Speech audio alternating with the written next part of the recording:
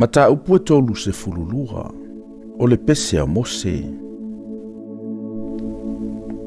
Le langi e, wa ima ia o talinga, hona o tautala tuai lea. Le lalo langi e, whalongolongo mai ei upu alo umutu. Ola umata upu e sisina ifo i e pei o le ua. Ola utautalanga i toto ifo le e pei o le sau. E pei o te munga i le vau mua. E pei o wanga fo i le vau iti. A wau te wala awantu i le suafo Jehova. Iau tau vivi i antu i le silisili ese o lo tanto o tua. O le papa, e sao lava lana ngā luenga. A wae tonu o na ala umalava. O le atua wha maoni. E le o iante ia se amio le tonu. O le amio tonu ma le amio sao lava ia. Ua leanga i lantou e le o lana whanau. A o lo lantou wila. O le tūpulanga whaapi o pio ma le wha o le oli. Tau te whapea e au na tau i antu i a Jehova. Le nuuwa le ae ma le poto. E le olo utama ea o ia sa whata uina mai ai oe. E le o ia ea na whaia oe, ma na whatu mawina oe. Ia e mana tua aso le vavau. Ma whauwhau ia i tausanga o le tūpulanga ma le tūpulanga. Fesili antu i lo utama, na te tau mai ai i ante oe, o utoutoea ina foi, na tau te whai mai ai i ante oe. Ona po na tofi ai e le silisili ese o nuu, ma na whaata ape ape ina ia le whanau a atamu, na ia whai atua o i o le nuu. E tusa ma le whaitau o le whanau ngā Israelu. Awa o le tofi o Jehova na nuu lea, o ia kopolo na tofi lea ua fuafuaina. Na ia maua o ia i le vao, o le mea e le aina. E ui o ai manu fe ai ma ua ngao ngao. Na ia si o ia ante ia, ma au atu ia ante ia. Na ia leo ia ante ia e peio lo na tamatama i mata. E peio le a e tō na whaoso i ana tama. E whapepepepe i lunga o ana tama. E fola o na apa au. E sapo i ante i lantou. E ave i ante i lantou i lunga o na apa au. Sa whapea i Jehova e toa tasi o na taitai i ante ia. Sa lea i foi se atua ese e to alua mai ia. Na ia whaati e tia i ante ia i mea mawalu lunga o le larolangi. Ina ia ai foi o ia i fua o le whanua. Na ia whawhanga foi i ante ia i le meli mai le papa. Ma le sua au mai le papa ala.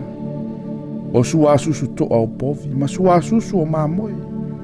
O e pepeti fo i o tamai mamoe. Ma mamoe po au vasana. O oti po a foi. Ma le saito e sili o na lelei. Na e inu fo i le sua vine toto i le suia.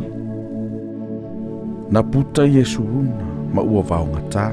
Ua e puta, ua e tinotele. Ua e puta lava. O na tula fo ina le e i o le tuana ia whaia o ia. Ma ua ino o ia i le papa o lona o la tanga. Wa lātou whatupu ina lona fua o na o atua ese. Na lātou wha ono i ante ia i me ino sia. Na lātou whaitaulanga i te moni. E le o le atua. O atua na le iloa e i lantou o atua fou. Na se i tutupu, na le mātatau iai o tau tamaa. Ua le manatua e o ele papa na whanaua oe. Ma ua e whangalongaloina le atua na ia whaia oe. Na sila Jehova. O na ino le o ia i ante i latou. O na o le wha ono mai o nā tali ima o nā whawhine. O na whetalai mai lea o ia. O te alo o mata i ante i latou. Ia o wilo pe se alo latou i unga. A wao le tupulanga whaapi o pio i latou. O le whanau o le o iai se wha maoni. Ua whatupuina i latou lo ufua i le mea ua le se atua. Ua whaono i latou i ante au ia latou mea whaatau waa. O au foi. O te whatupuina lo latou fua i ante i latou. E le se nuu. O te whaono i ante i latou i le nuu valea. Awa ua sia le afi lo uita. E mui fofoi ia o lava i se oli. E maula lo lava. E wha umatia ai le lalolangi ma o na fua. E mua I fo'i whaavai o maunga. O te whaaputuina I lunga ia te I lātou mea leanga. O te whau mātu a uu whāna whana ia te I lātou. E tino vavale I lātou I leongi. E whau matia fo'i le mai vevela.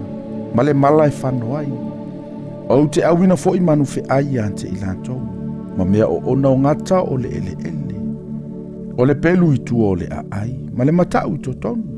E whau matia ai tau le lea ma tau pou. O tama mea mea.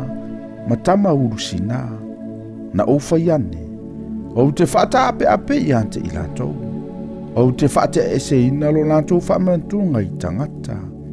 Ana o le fefe le whaono ono I tamai. Ne I lei loa e o lātou fili. Ne I lātou whapeane. O tātou lima malosi. Ai le o Iova na whaia o nei mea uma. A wao le nui I lātou e le o iaini pūlenga. O le ai fo I se whautauta ia te I lātou. Ana lātou popoto. Ana lātou I loa le nei mea. Ina ia lātou maa fau I o lātou I unga. Pe whape feo na tulia le toa tasi le toa afe. Ma tutuli le toa lua e o afe se fulu. Ana le whaatauina atu I lātou I lo lātou papa. Ma tuina atu I lātou e Jehova. Awai le peo lo tātou papa lo lātou papa. Ua whaifo I o e ita mai ante I tātou ma wha masino. Awao lo lātou vine mai le vine o so toma lea. Mai whanua o komoro foi. O lātou fua o vine o ona ia. E o ona foi o lātou fui vine.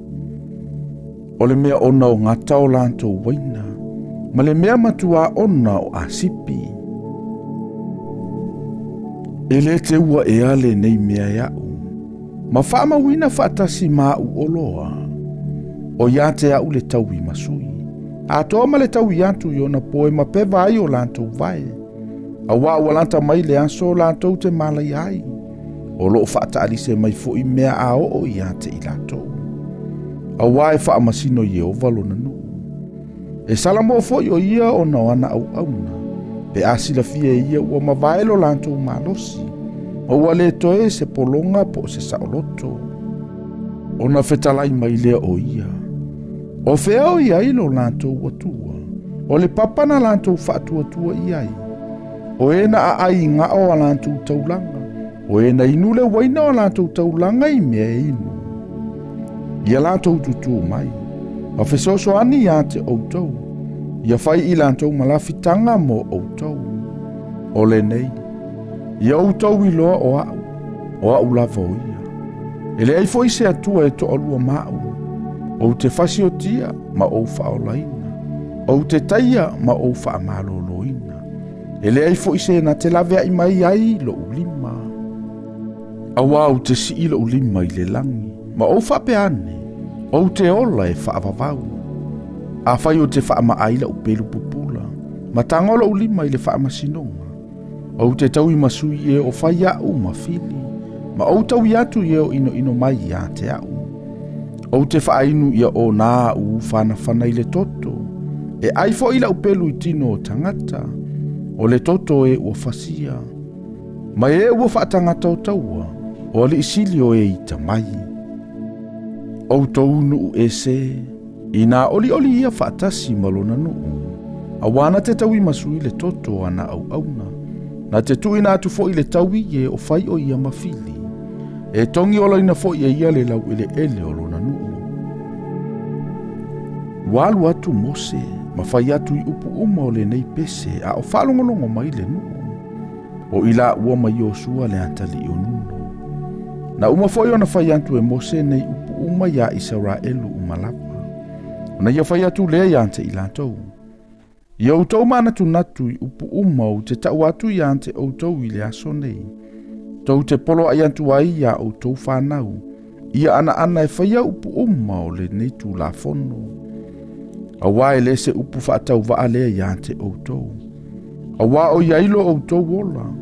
O le nei mea fo I tau te whaafualo ai o outou aso I le lau ele ele. Tau te sopo ia antu ai o ritana e whai mo outou. Ua whetalai mai fo I Jehova ia Mose I le alava aso ua whaapea mai.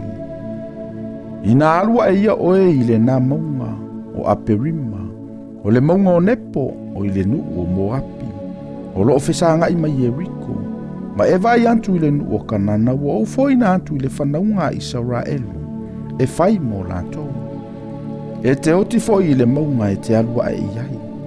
E whaatasina atu foi oe i lo nuu. E whaapeo na oti o Arona lo uso i le maunga o horo. Ua whaatasina atu foi i lo na nuu. A wana anga salamai o lua ia te au i luma o le whanaunga a Israelu. I le vai o Meripa Katesa. I le vao tisina.